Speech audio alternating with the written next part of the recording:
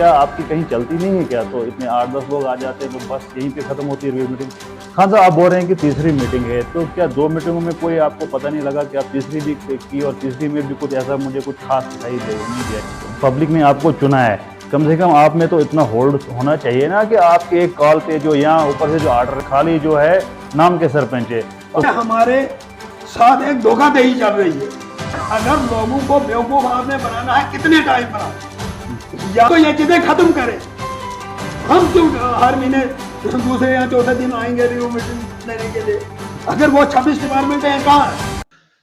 आदाब नाज़रीन, मैं हूं नासिर के शाह और आप देख रहे हैं मुझको मेरे फेसबुक पेज नासिर के शाह ऑफिशियल पर और भी अन्य सोशल मीडिया प्लेटफॉर्म पर।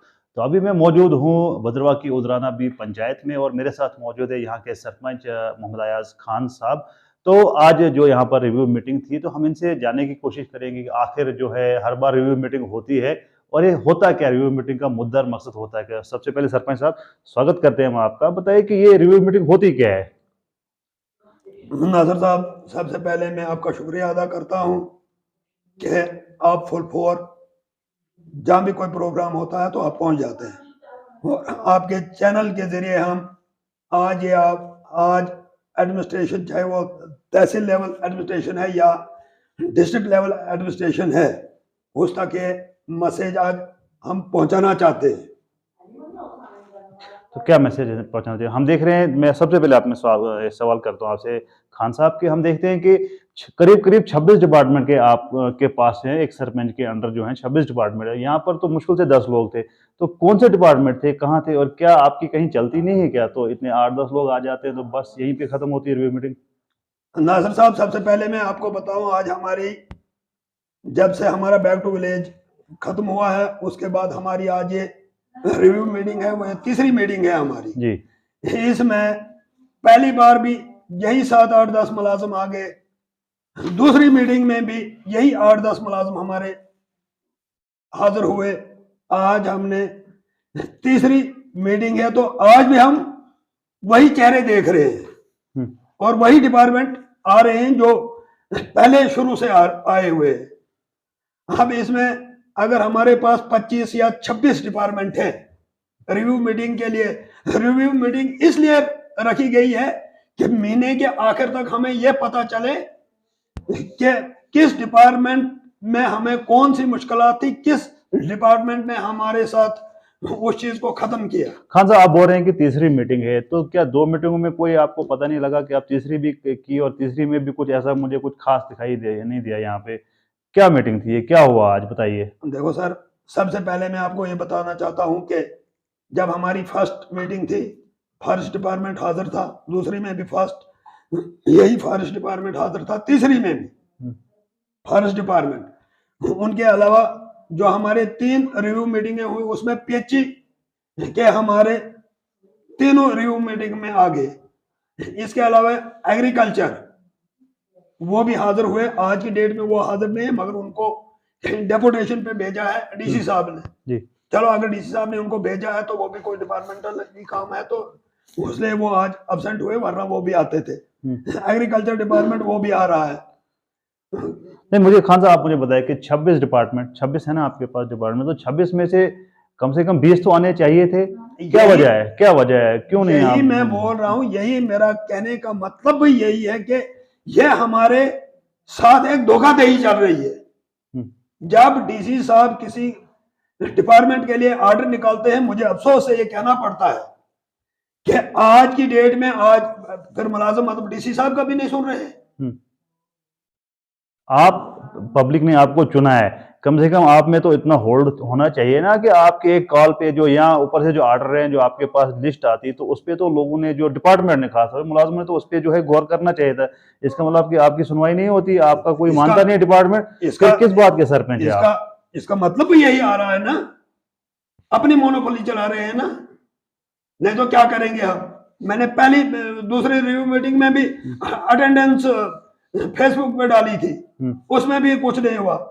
आज मैं इसलिए प्रेस कॉन्फ्रेंस दे रहा हूं कि अगर लोगों को बेवकूफ आपने बनाना है कितने टाइम बनाओ, या तो इन चीजों पे अमल हो या तो ये चीजें खत्म करें। हम क्यों हर महीने दूसरे या चौथे दिन आएंगे रिव्यू मीटिंग लेने के लिए। हमारे पास जब फर्स्ट से ही वही चेहरे आ रहे हैं, अगर वो 26 डिपार्टमेंट है कहाँ है, वो तो होने चाहिए हमारे पास अवेलेबल, उनमें से हमारे पास एक भी नहीं है। इस वक्त मेरे पास R&B का मसला है, जो R&B की रोड मैंने निकाली है जिसपे 4.28 लाख रुपए एक्शन ऑफिस में, ये SC ऑफिस में चला गया है।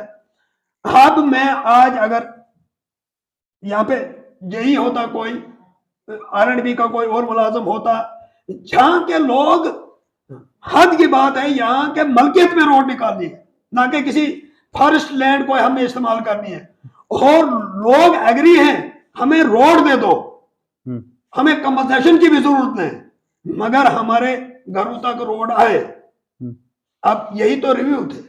आज हमें ऐसी बोलता कि कौन सी बात है, अभी मैं यही बोलता मुझे कि फलानी जगह आपकी फाइल अटकी है, वहां पे कुछ कराओ, तो चलो हम अप्रोच करा के कुछ ना कुछ करा लेते।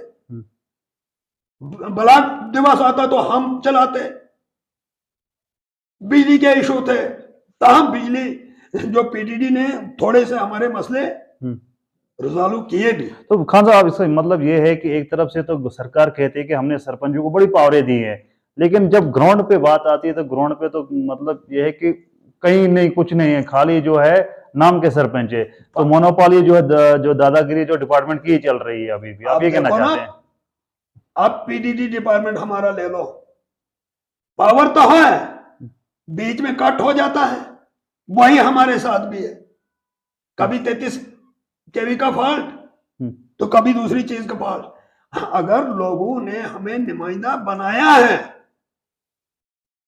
अपनी पंचायत का, तो हमारा काम क्या है? मेरा काम यही है कि लोगों के लिए आवाज उठानी, मैं लोगों की वॉइस हूं।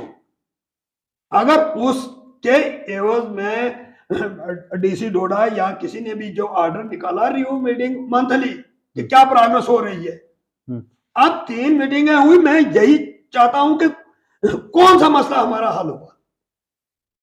अरे जैसे बैक टू विलेज का जो चौथा फेज भी इस बार हुआ, तो क्या 1 के काम हुए, 2 के हुए, 3 के हुए, अब तो 4 भी आया, क्या पीछे कोई काम जो है पास मार्क का आप समझते हैं कि हुई है?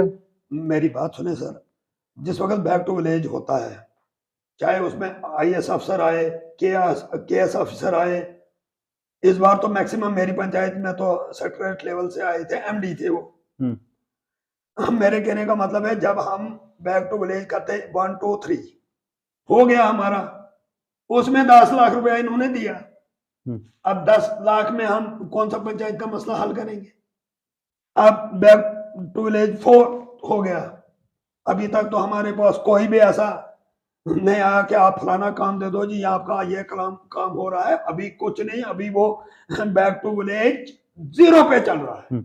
जैसे आप बोल रहे हैं कि 10 लाख, एक जो बैक टू विलेज 1 का 10 लाख, 2 का भी 10 लाख, 10 लाख से तो ज्यादा आपके फंड्स जो है दूसरे ब्लॉकों में आते हैं। तो फिर इतने लेवल पे बैक टू विलेज की जो हवा चलती है कि इसमें जी काम लिखाते हैं लाखों करोड़ों के, तो आप बोल रहे हैं कि आते हैं 10 लाख, तो क्या आप समझते हैं कि ये जो है बैक टू विलेज ये कामयाब स्टेप है, या फिर ये सिर्फ फोटोग्राफी होती है और कुछ नहीं? हमारे हिसाब से तो ये खाली फोटोग्राफी है जी, टोटल फोटोग्राफी है, खाली दिखाना कि हम ये कर रहे हैं। बैक टू विलेज का तब हमें मजा होता, तब हमें फायदा होता, जैसे हम ये करोड़ों के काम लेते हैं यहाँ से, फिर अगर करोड़ में से 70 लाख रुपए रिलीज करते तो वो ग्राउंड पे कुछ दिखता। अब मैं चौथा साल मेरा चल रहा है, 5वां साल चल रहा है इस वक्त पंचायत में। 4 साल से मैं अपनी रोड का इशू, जो मैं बोल रहा हूं आपको, रोड का जो मसला है, जो मेरी रोड का मसला है अपर डंडी के लिए, इस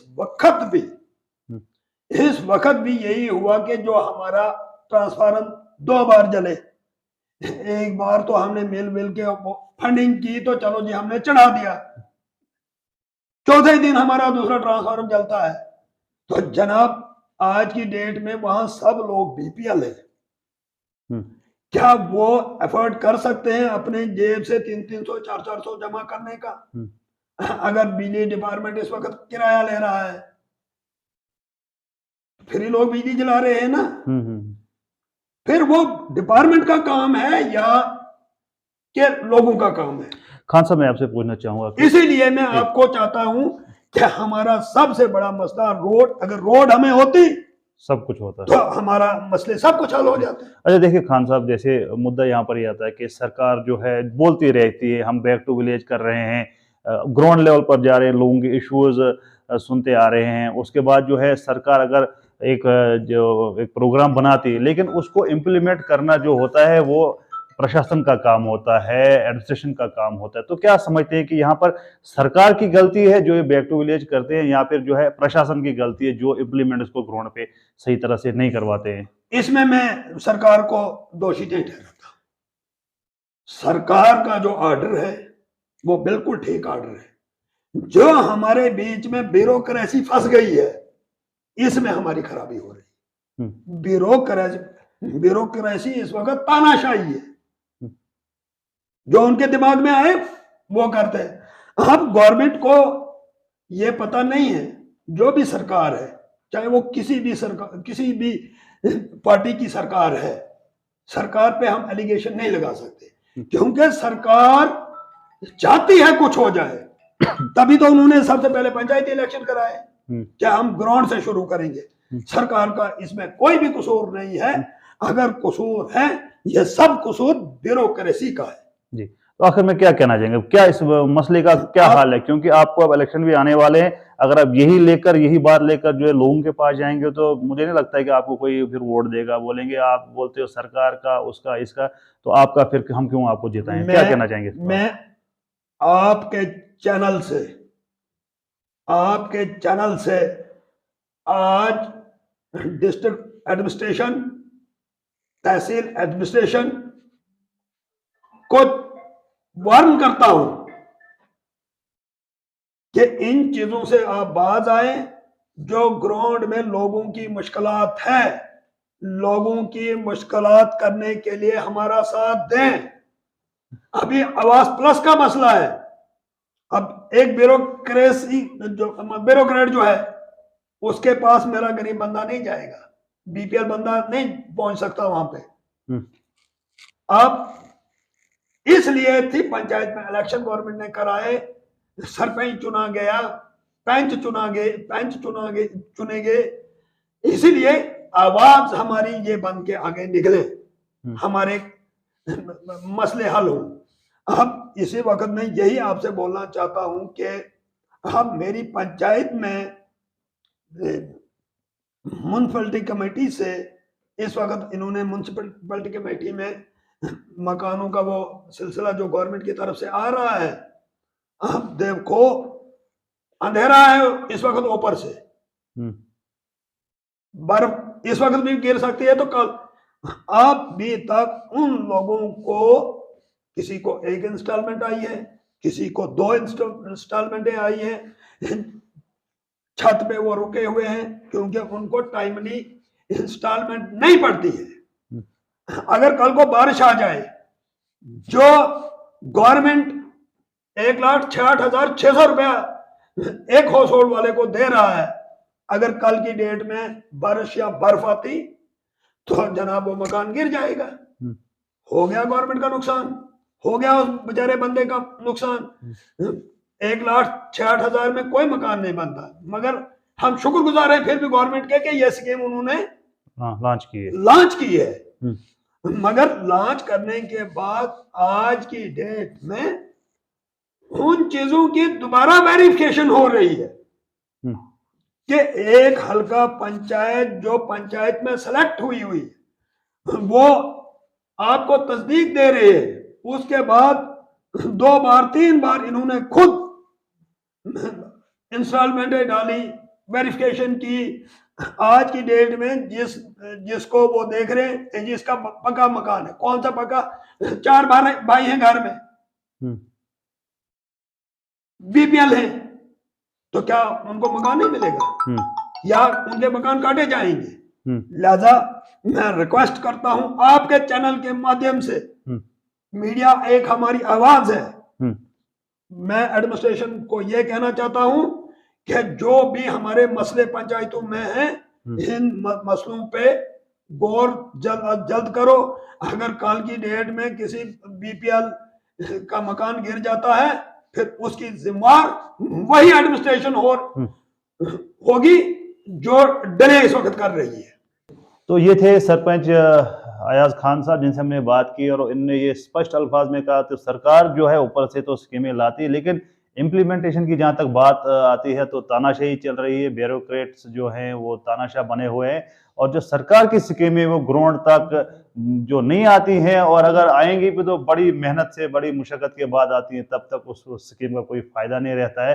जैसे कि इन्हें आवास प्लस की बात की कि अगर गवर्नमेंट बोलती है कि गरीबों को मकान दो, अगर मकान जब इस बर्फ में अगर नहीं होगा तो फिर फायदा क्या है। हमने देखा कई वीडियोज भी हमने बनाए, जो हमने आपको जो विजुअल्स दिखाए हैं कि किस तरह से तरपाल के नीचे जो है वहां लोग रहने पर मजबूर हैं। जहां तक इन्होंने रोड का भी जिक्र किया कि लोग जो अपनी जमीनों में बोल रहे हैं आइए रोड बनाए, लेकिन क्यों नहीं आखिर बन रही है, क्या वजूहत है। क्या ब्यूरोक्रेसी की इतनी तानाशाही है कि सरकार जो ब्यूरोक्रेटों को जो है नियुक्त करती है अलग अलग डिपार्टमेंट्स में, क्या वो ब्यूरोक्रेट आज इतना तानाशाह बने हुए हैं कि वो ना तो सरपंचों की सुनते हैं, ना तो लोगों के सुनते हैं, और ना कहीं वो सरकार की सुनते हैं। अब यही देखेंगे आने वाले वक्त में कि कितना जो है इस चीज को जो है रिव्यू किया जाएगा। हालांकि आज रिव्यू मीटिंग ही, तो मैं कहूंगा कि इन चीजों को जो मसले हैं इनको भी जो है सरकार ने अपनी कैबिनेट में रिव्यू करना चाहिए। एलजी इंतजामिया ने भी इसको रिव्यू करना चाहिए कि क्यों आखिरकार जो है ब्यूरोक्रेसी इतनी जो है मनमानी हो गई है कि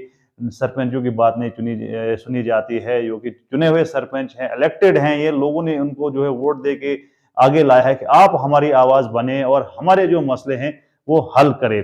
बहरहाल ज्यादा न्यूज और अपडेट्स के लिए आप देखते रहिए नासिर के शाह। शुक्रिया, खुदा हाफिज।